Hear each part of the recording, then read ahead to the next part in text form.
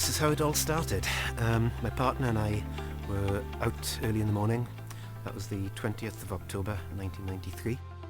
At the bottom of the hill we saw this very thin black dog, tall. He looked fast. He was obviously terrified and in a bad condition. And my partner said, "I can do this." And she went home and she got some cheddar cheese. So she started to get him to come to her, and the dog just followed her. He came into the house with us, and he settled in. We phoned the rescues, and each one said the same thing. We can't take greyhounds because if we did, we'd be overrun. There's hundreds of them being abandoned every year when they can't race anymore. And anyway, they're nasty dogs, they're vicious dogs. They don't make good pets. And we looked at this black dog lying in front of our fire, who'd been nothing but gentle and biddable and affectionate since he'd come in the house. And we thought, well, that's not right. It's not right that dogs like him are just being discarded when they no longer have any use to people. Then we decided that we had to do something about it. So we did. I am Essex Havard, a trustee of Greyhound Rescue Wales and an adopter of Jilly. Jilly is our greyhound, and she has 3 legs. She came to us with 3 legs, still with the hair shaved off her side where the scar was, where the operation had happened. She was raced, then she was retired and bred from, as happens with the female dogs a lot. The male dogs get discarded from the industry. And then she was sold to somebody in South Wales, and that person put her back on the track again at age about 6, which is way too old for a greyhound to be racing. And she broke her leg at the Valleys track in Ystrad Mynach. The Last Hope Fund helped Jilly by paying for her operation, several £1,000s to do that kind of operation on a greyhound or on any dog. Greyhound Rescue Wales saw that Jilly was in all other aspects a healthy dog, and we don't want to put healthy dogs down if we can absolutely avoid it. Jilly is really special because of her resilience. She's a great ambassador as well for Greyhound Rescue Wales and for other discarded greyhounds from the greyhound racing industry.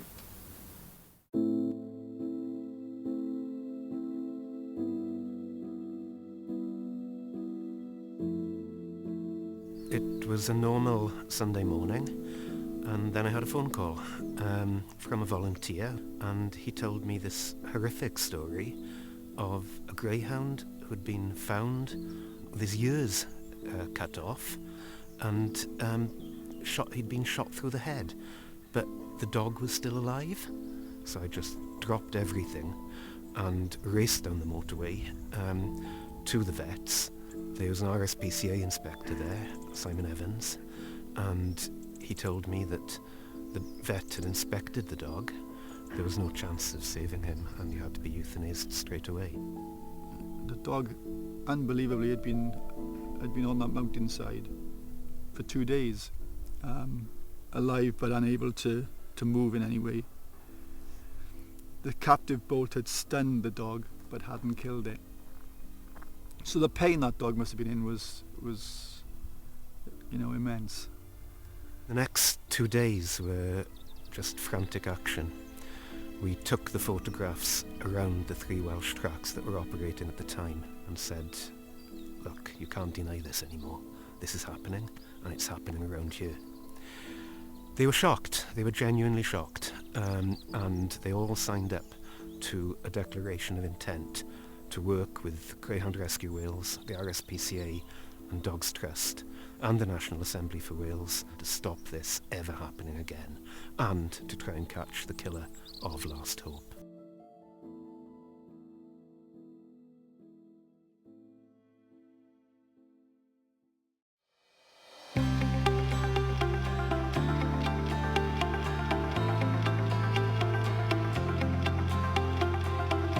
The hardest part working with rescue dogs, currently sort of seeing the number of dogs that need rescuing. We as a team really kind of strive to do the best for the dogs whilst they're in our care, and it's just important really that we help as many dogs as we can, as difficult as it can be, obviously, because we are limited for space. But I like to think really that we give them a nice experience sort of for the time that they're with us, helping them obviously transition you know, from sort of X-racing greyhounds to pets, if you like. That's really fulfilling and quite satisfying. Fostering is a really important scheme for us, and we're always looking to increase our foster base. X-racing greyhounds transition really well, considering they've never really experienced what I call sort of normal life or normal dog things. A lot of them won't have sort of been socialised with other breeds of dogs, children, and then toys is another one actually that they just find so strange, some of them, and that's something we sort of help them with here. And they always do surprise me when they move into their homes and they take to it really like a duck to water. Yeah. I am the manager of Greyhound Rescue Wales Swansea charity shop, and we raise money for the rehoming centre. So we go through donations and choose quality items for the shop floor, and we also have volunteers in the shop, and fundraising is one of our big things. We had a big fundraiser in April during Pride in Swansea, and we have another one coming up at the end of October, all to raise money for Greyhound Rescue Wales. Without the support of ministers and fundraisers and communities, there would be no Greyhound Rescue Wales. Donations come in all different kinds. We have monetary, we have items coming in the shop, and volunteers themselves are a great part of the charity. Without them, you know, they're the backbone, and they are absolutely priceless. We've got some exciting plans over the next 5 years for expansion of the charity, so ultimately the goal of that is to help more dogs. We can't get away from that, that is our ultimate driver. But within that comes lots of different projects that we're working on. We're expanding our retail arm to bring in more income.